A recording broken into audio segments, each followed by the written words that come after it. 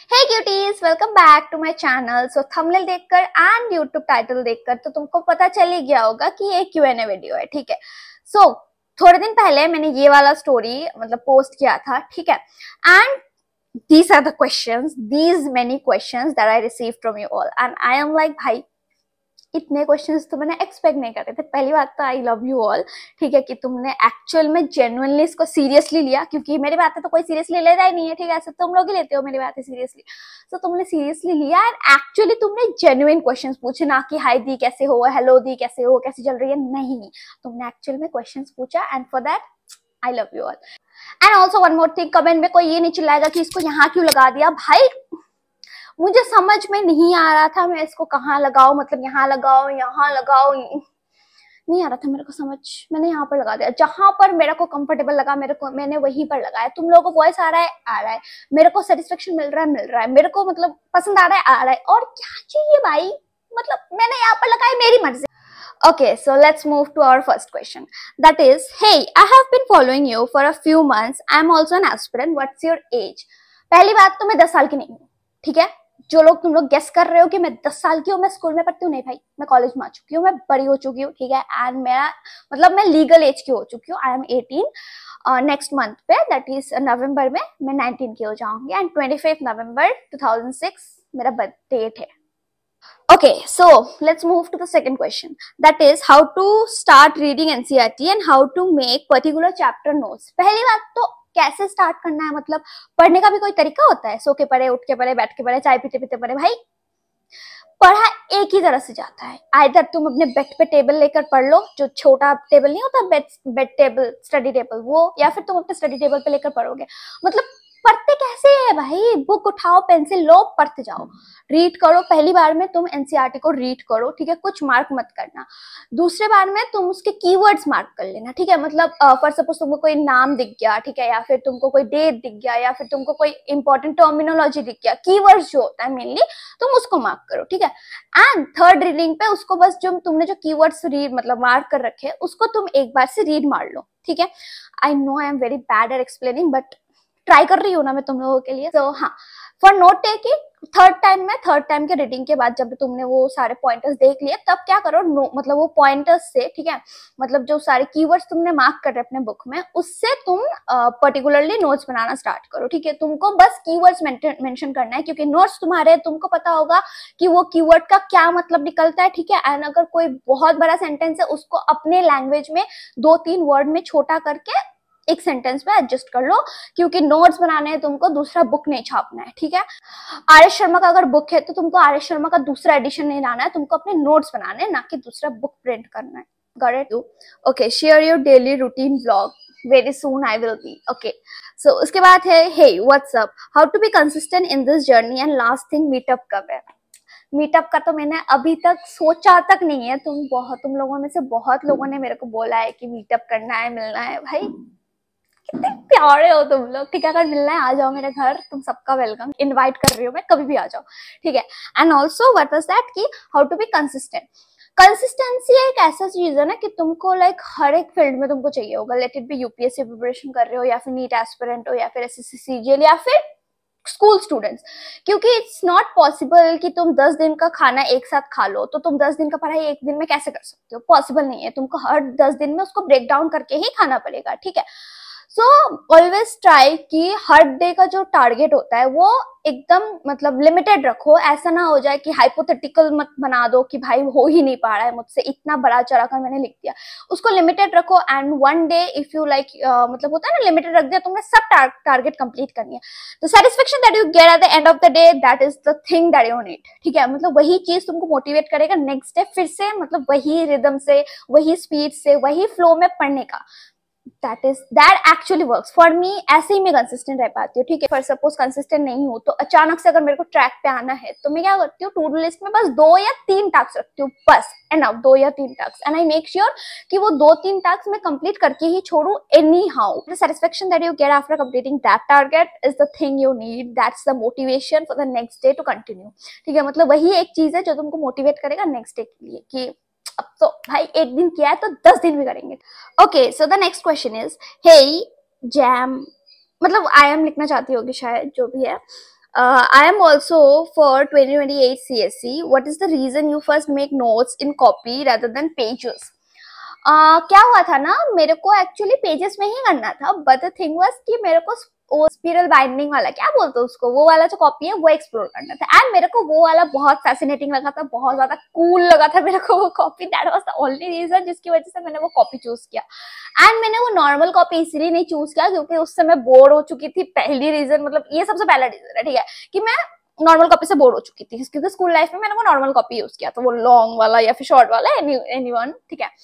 तो मेरे को वो स्पाइरल बाइंडिंग प्रोनाउंस भी नहीं होता, ठीक है, वो वाला कॉपी यूज करना था। क्योंकि उसमें क्या होता है ना कि एक तो बहुत सुंदर है, ठीक है, सुंदर दिखता है। एंड दूसरा रीजन कि अगर तुमको कुछ नया इंसर्ट करना है, ठीक है भाई, पेज भर चुका है, स्टिकी नोट्स की भी जगह नहीं है, कहीं कुछ नहीं है, तो तुम क्या कर सकते हो ना, वो बाइंडिंग में तुम उसको क्या बोलते हैं, पिन जो होता है, पेपर पिन, ठीक है, वो जो पिन वाला होता है, उससे तुम हुक करके वो दूसरा पेजेस भी एडजस्ट कर सकते हो, दूसरे pages, if you want to, ठीक है। अगर तुमको फॉर सपोज होता है ना कि लोग लूज शीट में क्यों बनाते, क्योंकि अगर कुछ नया ऐड करना तो वैसे कर सकते हो, तो कॉपी में भी कर सकते हो तुम लोग। स्टार्टिंग में मेरे को क्या था कि मेरे को वो अरेंज वाला सिनेरियो इतना अच्छे से मतलब नहीं होता था मेरे से, ठीक है। अभी जैसे आई कैन मतलब अरेंज माय नोट्स, तो अभी मैं वो पेजेस में बनाती हूँ, जैसे साइंस एंड टेक्नोलॉजी के मैंने पेजेस वगैरह में बनाए, ठीक है। एंड ऑल्सो कौन से नोट्स मैंने पेजेस में बनाए, इंटरनेशनल रिलेशंस के मैंने स्टार्ट किए, वो मैंने पेजेस में बनाने स्टार्ट किए। करंट अफेयर का तो मैं पेजेस में बनाती हूँ, तो मैं अभी मैनेज कर रही हूँ। Okay, so next is how to complete backlog spiral, that to 4 months के backlogs, ठीक है, it's tough, it's definitely tough, ठीक है। तुम क्या करो ना कि टू डू लिस्ट में एक एक दिन में, ठीक है, हर डे के टू डू लिस्ट में जब तुम नया कुछ कर रहे हो उसके साथ दो दो करके बैकलॉग्स कुछ ऐड करते जाओ। एंड ऐसे करके तुमको टाइम लगेगा, 4 महीने का बैकलॉग तुम्हारे 4 दिन में खत्म नहीं होने वाले, ना ही 4 हफ्ते में खत्म होंगे, मिनिमम 2-3 महीने तो लगे जाएंगे, 2 महीने तो मिनिमम लगेंगे उसको खत्म करने में, अगर तुम उसको इफेक्टिवली कंप्लीट करना चाहते हो, ना कि बस ये ना कंप्लीट करना है ऐसा करके नहीं।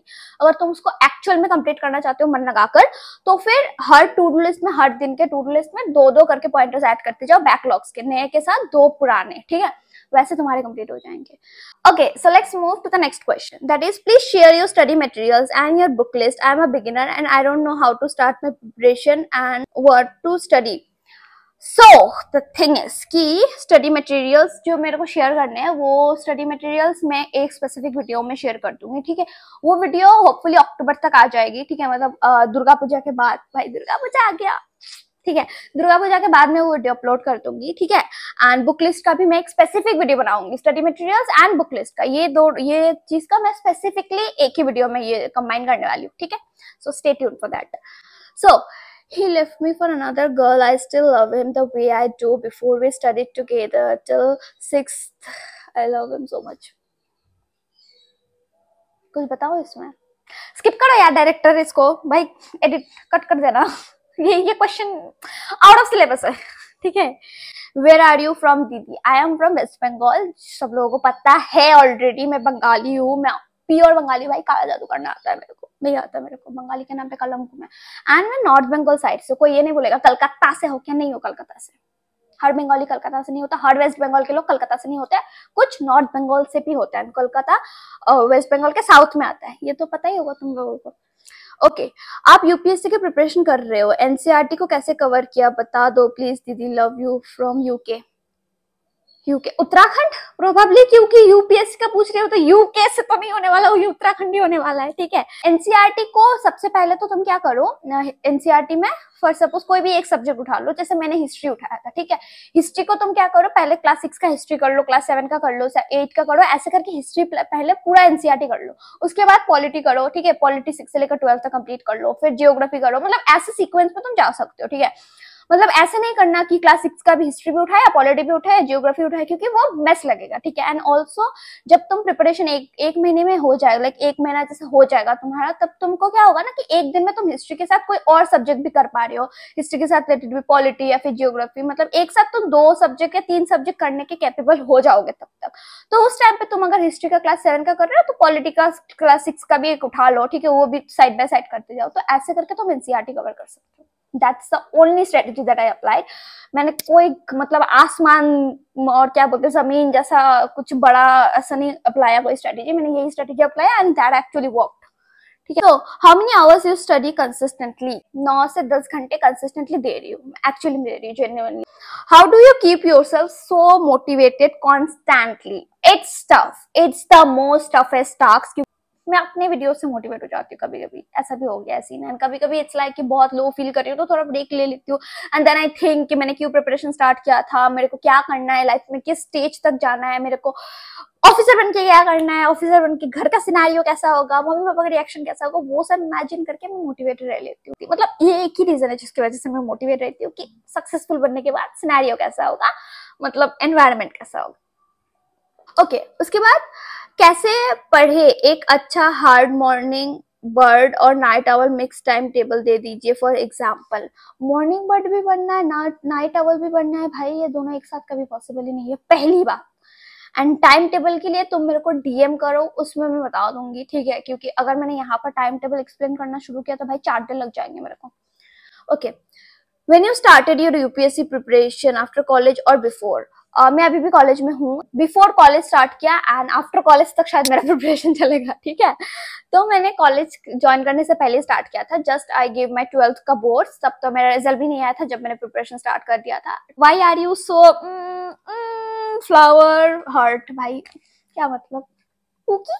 मैं यही अज्यूम कर रही हूँ, मेरे को पुकी बोल रहा है, मेरे को क्यूट बोल रहा है, मैं यही अज्यूम कर रही हूँ क्योंकि उसमें इट्स लाइक इमोशनल वाला एक इमोजी है एंड एक ऐसा वाला इमोजी है एंड दूसरा ट्यूलिप फ्लावर वाला है एंड तीसरा ये पिंक हार्ट वाला नहीं होता जिसमें लेयर लेयर होता है। लाइक क्यूट, तुम भी क्यूट हो, ठीक है?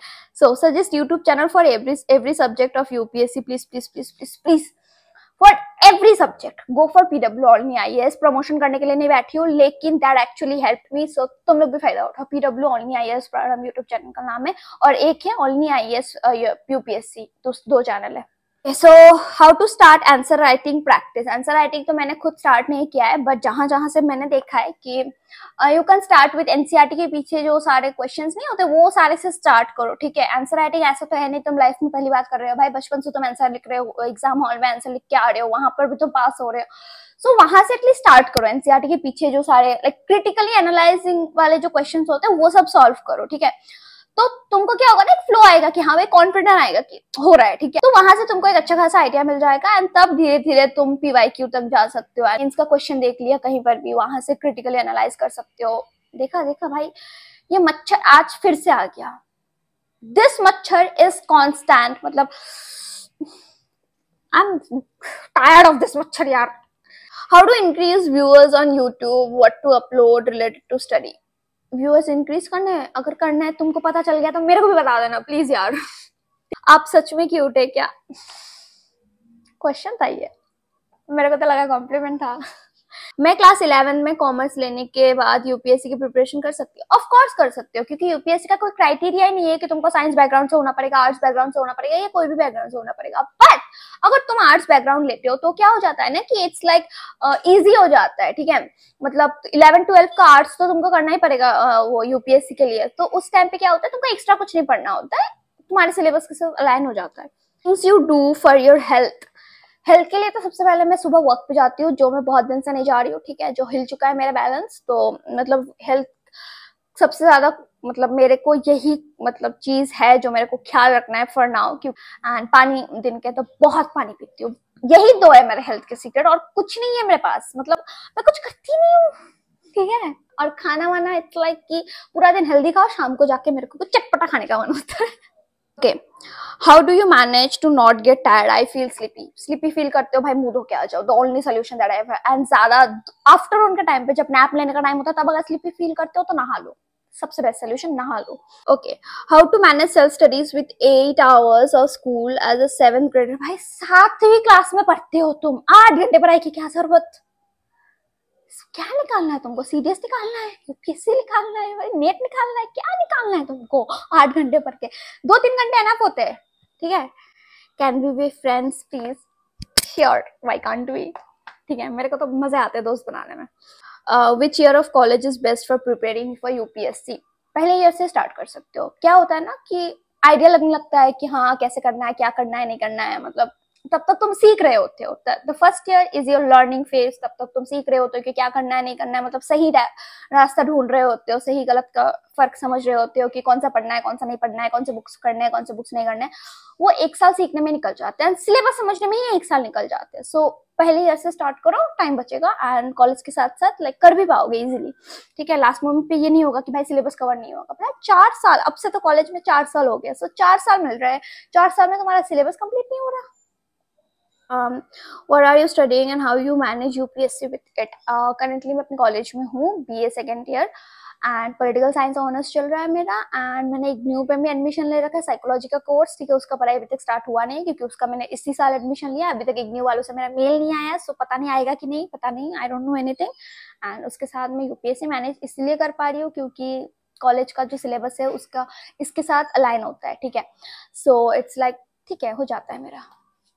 Okay, please explain your preparation from when you start. Make a single video for this. Okay, I will try my best to make a video on this. ठीक है।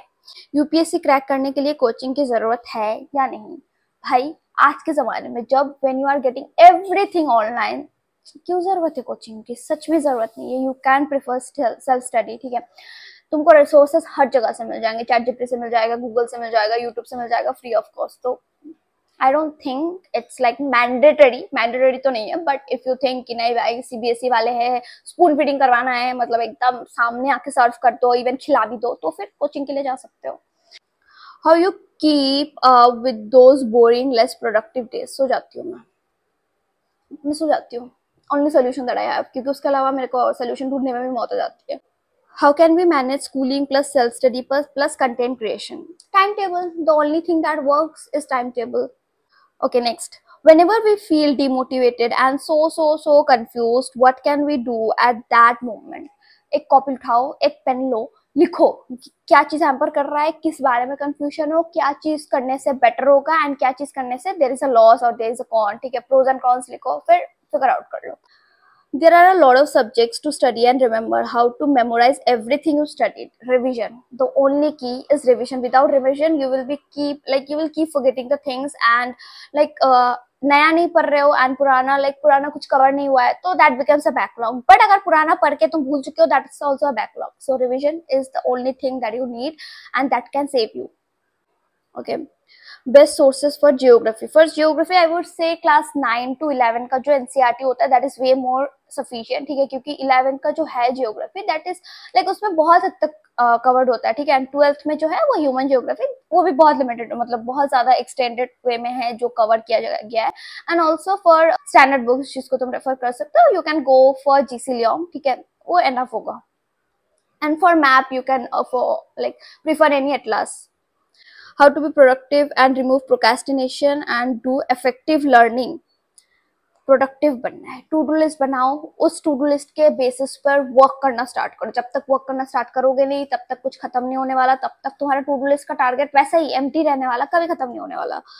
And procrastination को remove करना है, सो जाओ, best solution. क्योंकि मैं यही करती हूँ, ठीक है, मैं सच में ही करती हूँ। एंड फिर I wake up and I think कि नहीं अभी मेरे को करना है, बहुत हो गया, अब तो स्टार्ट करना ही पड़ेगा। साइंस कितने क्लास का पढ़ना होगा UPSC के लिए? क्लास 6 से लेकर 10 तक का for basic, but for NCERT class 6 से लेकर 10 तक इज वे मोर एनफ। उसके बाद you can go for the standard book. Okay, that's it for the video. यही सारे तुम लोग जो क्वेश्चंस थे। एंड ऑल्सो आई ट्राइड कि मैं रिप्लाई कर दिया है मैंने सबका। एंड अगर किसी को लगा कि मैंने किसी का रिप्लाई नहीं किया, do DM me on Instagram, मैं रिप्लाई करती हूँ यार, ठीक है। मैं वैसी हुई ही नहीं कि मैं रिप्लाई नहीं करती हूँ, मैं सबको गिन के चुन के रिप्लाई करती हूँ, ठीक है, कमेंट्स पे भी एंड DM पे भी। सो या that's it for the video. Thank you for watching. Subscribe for more such videos. अगर नहीं करना है तो भागो जाओ, पढ़ाई करो। बाय।